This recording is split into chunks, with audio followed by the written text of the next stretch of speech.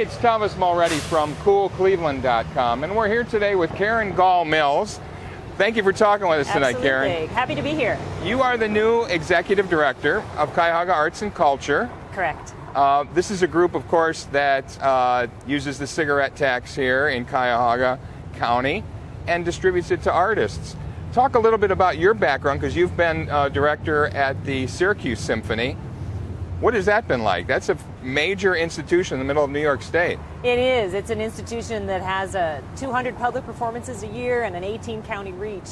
But it's been great background, I think, for really all work in the arts. I've been an arts administrator for about 20 years, the last 6 or 7 in orchestras. Right. But my background includes for-profit work and film and television, those things. So I hope that I bring a broad perspective to my work at CAC, as well as the perspective of somebody who has been in that office in the organization when things are tough or when things are good. So it's nice to know from that side of it how hard it is to raise money, what the funding cycle is like. You've also been in Chicago and California as well at other assignments? Yes, I went to college in Chicago and I worked for a good long while there, as well as working in the film industry in Los Angeles for several years. So talk about this funding that's just quite amazing that the Cuyahoga Arts and Culture provides, both for large organizations as well as for projects for smallers, and then also for individual artists.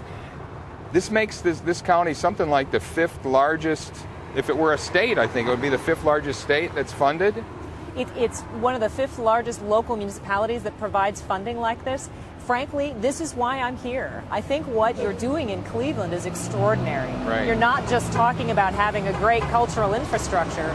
You're using public dollars to fund it, and you're seeing a return on that investment in all of the programs and all of the services that the arts community is providing. So I think it's an exciting way to fund the arts. I think it's an exciting organization. I'm happy to be here. It's something like $15 million of operating support, another $1 million a year for projects, and then 20 different creative workforce fellowships to individual artists of $20,000 each.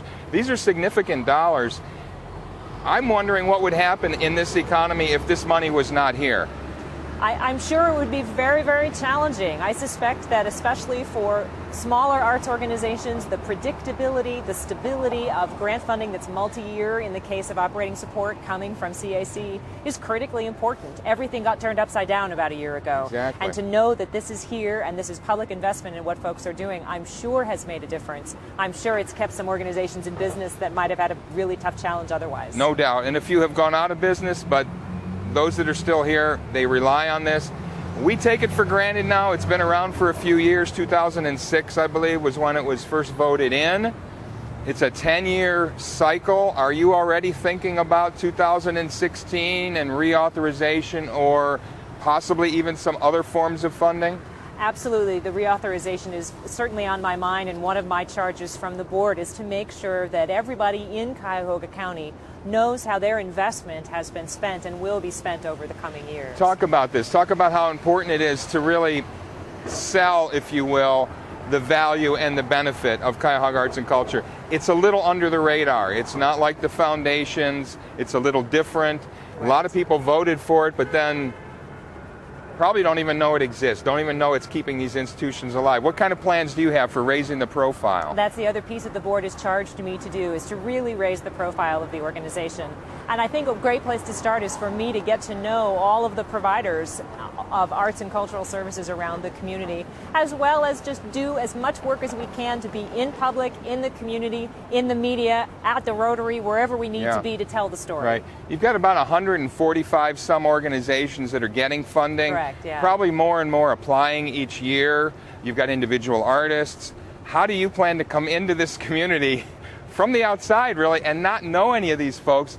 Is that going to be an advantage to you think, being a little neutral, or how are you going to get to know everybody? Well, certainly it'll be an advantage to be neutral, because I don't come in with a preordained idea of what things are. Right, when I was a kid growing up here, I certainly got to go to the art museum and some of those things, but I haven't seen those institutions in a while. Right. I'm certainly going to lean on the community, I'm going to lean on our grantees, and I'm going to lean on our friends at CPAC and Tom Shorbel's group to help get me introduced to everybody doing work on the ground here. And I hope to be able to go to lots and lots of events and see lots of this good work in action. Right. CPAC, you mentioned Community Partnership for Arts and Culture. They're the ones that were given the money for the creative workforce development. How do you see working with them? They are very connected with a lot of the arts community here in town. Absolutely, and I think that's a key relationship, and I think that for me it's a great place to start is just learning from Tom. He knows the community, he knows the arts sector, and I think I have a lot to learn from him, and I think we have a lot to do together. So looking forward to that. You're also a cellist, former cellist, if you will. Yes, indeed. A vocalist. Your husband's a trombonist and a software developer.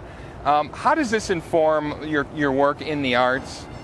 I think it's important to have at least been a practitioner at some point. In my current role as an orchestra manager, it really helps that I have been in that place. I have sat on the stage, I've tried to make my living doing what the professional musicians are doing. And I think for artists to know that somebody who is involved in grant making really understands their plight, that what they're trying to accomplish, and how difficult it is to be an artist today, I think it gives me a good perspective. Well, you're starting February 1st, I believe. Correct, yes. So we'll look forward to seeing you again. You've got your work cut out for you. Thanks for taking time to talk with us, Carrie. No, thank you, and I look forward to getting here. It's going to be a lot of fun. Thank you. Hey, it's Thomas Mulready from CoolCleveland.com. Have a great week in cool Cleveland.